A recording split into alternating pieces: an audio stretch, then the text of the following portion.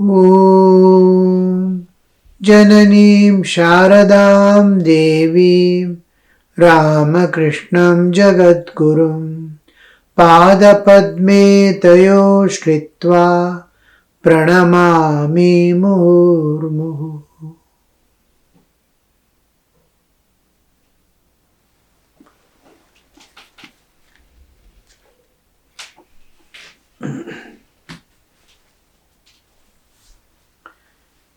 Seeing Rakhal. Rakhal is with Master for some time, and Master is graciously, his father also is there, Master graciously speaking about Rakhal, the purity, the divinity they manifest. He is praising, comparing them to the Homa bird of the Vedas. Homa bird is supposed to live very high in the sky, lays eggs fall through days, it gets hatched, the young ones come out, and before they can touch the earth, they fly away to mother. To that absolutely pure, untouched by the world, they remain. Regarding that, Sri Ramakrishna is continuing. Youngers like Rakhal are like that bird. From their very childhood, they are afraid of the world, and their one thought is how to reach mother, how to realize God. You may ask, how is it possible for these boys, born of worldly parents, living among the worldly minded, to develop such knowledge and devotion? It can be explained. If a pea falls into a heap of dung, it germinates into pea plant and none the less. The peas that grow on that plant serve many useful purposes. Because it was sown in dung, it will produce another kind of plant. Because it was sown in dung, will it produce another kind of plant? No, it produces the same peas plant. What a sweet nature Rakhal has nowadays. And why should not it be so? If the yam is good one, the shoots also become good. Like father, like son.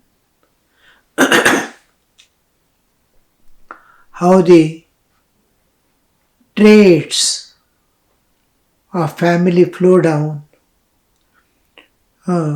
Whatever is how the sprout comes. From the sprout we know how the plant is. And from the seed, where from it is coming, we know what kind of plant it could be. So the continuity of the wisdom, divine love, and all that the parent has, some amount of it flows into the children.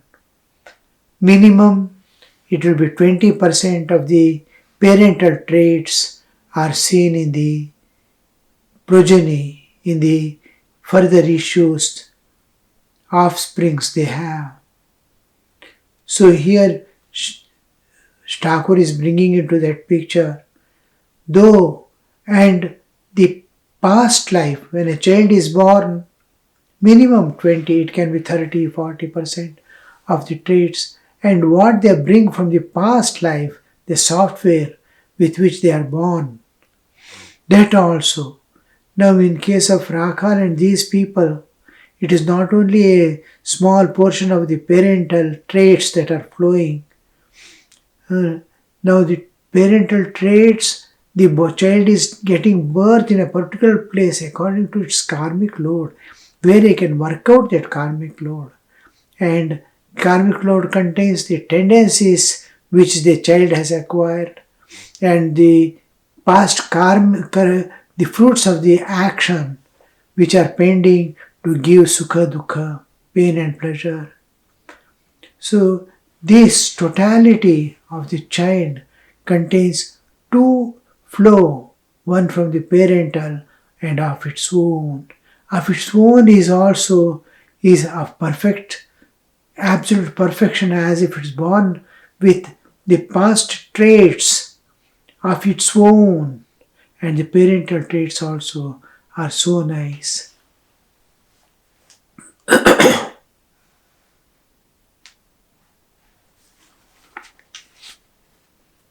M aside to Girindra. How well he has explained God and without form. Do the Vaishnavas believe only in God with form? M aside to Girindra. Another devotee, Girindra, is sitting by the side of M. M is asking how well he has explained God with and without form. God with form and God without form. Yesterday's class we have discussed detailedly how the water become ice because of excessive cold. Like that, God out of love of the devotee takes form. Do the Vaishnavas believe only in God with form? Girindra, perhaps so. They are one-sided. That is what they are brought up in tradition, what they have heard and known, that alone to be real. They don't give the understanding, don't accommodate, welcome a new idea from others. Because one part is, it is ishtanishta, there should not be diversions, they must be able to go smooth, like putting side guards for the horses and all, blinders, so that it will not move here there. It is able to see only its front, so diversion may not be there. That restriction also is there from the elders. And the second thing is, these people are not exposed to the reasoning of the others. So the limitations come which they are not able to accept. They become one-sided.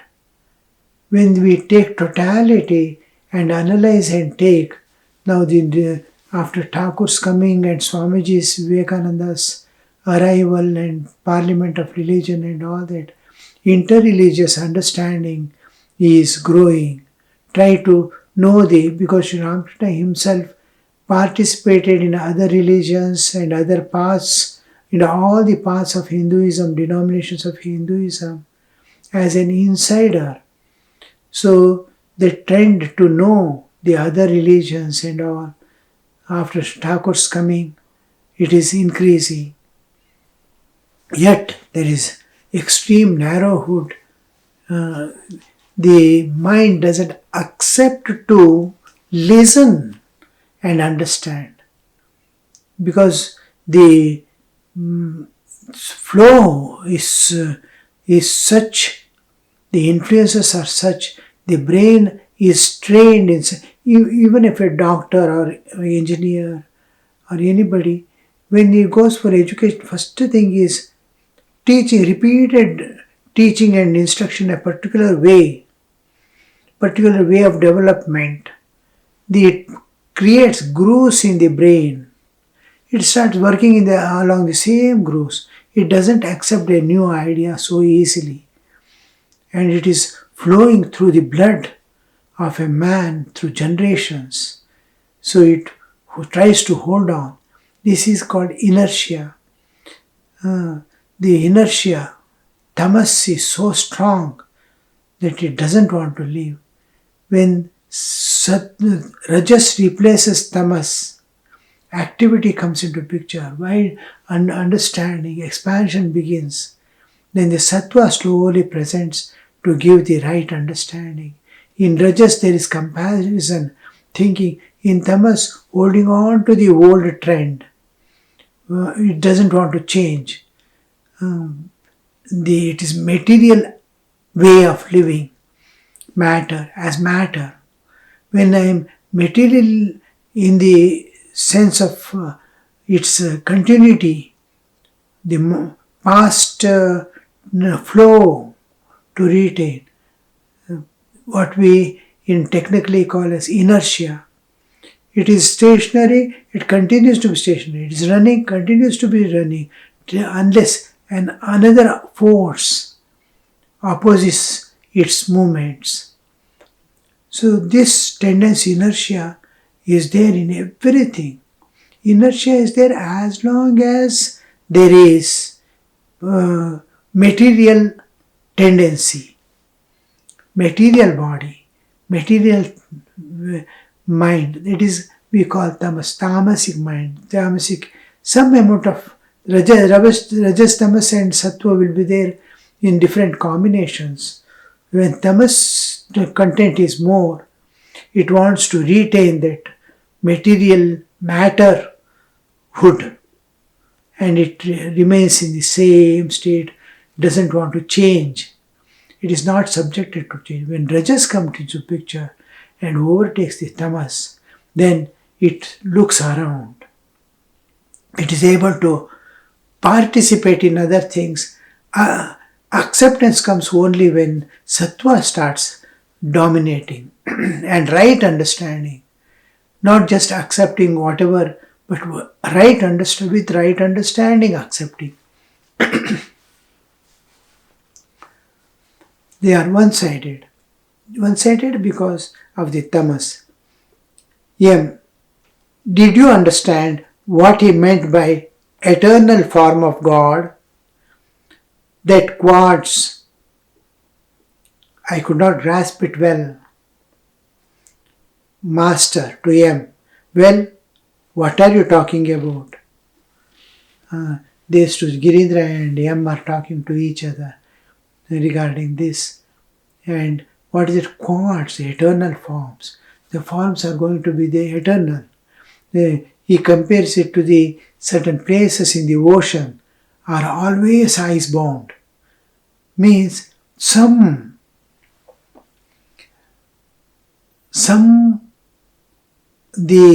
as a factor of nature, love of God exists as a factor of nature. In nature there is constant love flow.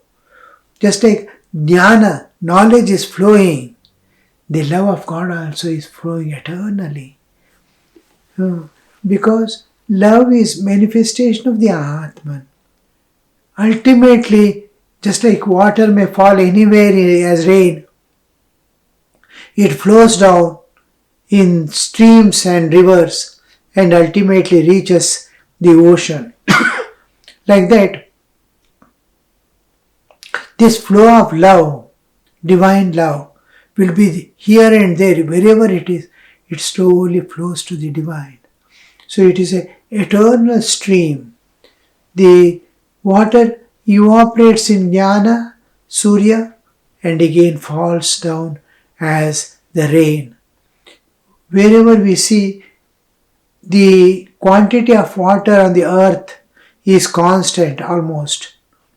But the cycle of evaporation, becoming cloud, again falling as rain, it continues. The heat is there from the sun to keep it evaporating, and there is the flow of rain to give fresh water. So this cycle continues because water is limited and there must be continuity, and water becomes immediately dirty, and it has to be undergoing constant cycle of purification. So on one side, jnana is evaporating the ocean, water, and on the other side, rain is falling down. Like that, these internal cycles are eternal. Sunrise, sunset, seasons coming and going. All these are inner circles of eternity within the creation. Creation itself undergoes the Srishti Sthiti Pralaya cycle, the again and again appearing and disappearing. So like that, the flow of divine love also flows, the knowledge also flows eternally. With the human existence on the earth on one side, whenever there is life, in whatever state, be it gods and goddesses or angels or human or demonical creation, whatever they are, or animals, insects, life is there, there is love. And this constant flow is there, knowledge, jnana and bhakti flow. It is they are so as long as these two are there, there is form. The human can experience God with form and without form. As long as love is there, and that form is eternal form, because once anything enters into eternity, it becomes a eternal present. That is how Vyasa and all, how they write the Puranas. Once upon a time what happened, how the creation came into existence, all these are pertaining to the divine, which passes through the eternal present. You can enter into the eternal present anytime to see the present happening. It is not past and it is not passing through the time cycle of future, present and past. No, future is coming to the present, present is entering to the past. When there is no time, it is in the eternal present. So this, the form of God, or some aspects of God are always there. That's what we discussed about the 5 aspects of God. Apart from Guru, Ganesha, Shiva, Narayana, Durga and Surya. These are 5 aspects of eternal flow. Wherever there is obstruction, to remove the obstruction and make the flow, keep the flow going on. Just like you see planets move around the sun, it goes on moving. The centrifugal force and the centripetal forces are managed in such a way it goes on. In the atomic level, you see electrons continuously flowing. If there is any obstruction, anything happens, there is a force which again regains its equilibrium. Suppose an electron flies away, again the equilibrium is brought into picture by converting it into some other metal. So equilibrium, this continuity of flow is maintained. Some force is maintaining all this. That is Ganesha aspect of the world. These are eternal forces, eternal forms. That Shiva, one is looking at the absolute and leaning over the relative. That is immersed in his own glory, like Himalayas. Then Vishnu, leaning on the absolute existence and looking at the universe and managing the whole movements and of life and matter. Everything is managing. The world keep on rolling. So Vishnu, then the Durga, which is the dharma and adharma, the righteousness, unrighteousness when it comes to the human level of existence of the jivas, karmic load, to control the balance between the positive and negative forces working in the nature. Then knowledge, flow of knowledge, eternal flow of knowledge. The wisdom constantly, Surya, constantly giving light. In Vishnu, there are two aspects of one is management and one is of divine love. The divine love, which is sustaining the universe, is also a part of the Vaishnava tradition of being offering the love to the God and represented by Tulasi. Shiva is Vairagya. These are the forces. One is the removal of obstruction. One is full of Vairagya, sitting in his own glory. Other is universal love, managing the whole, keeping the world flowing. Love keeps the world flowing. The renunciation keeps the balance between the absolute and the relative. That is the Shiva aspect. Ganesha is keeping the movements free, like something like your oil or grease in the machines, which keep everything smooth and running. One is the smooth and running of an engine. The other is force that drive, balance between the moving part and unmoving part. In an engine or a vehicle, there is axle which is not moving, but wheel is rotating. The balance between these two, moving and unmoving, the prime mover. Then the flow of love you see, which is managing continuing it's like fuel in the vehicle. It is making the constant burn and the keeping running force. That is Vishnu. And then Durga. Durga is the right way of steering and taking the vehicle across. And the goal, the starting point and ending point to meet. And Surya to keep everything alert in its state. Every part must be alert, especially in computers bound all things you see.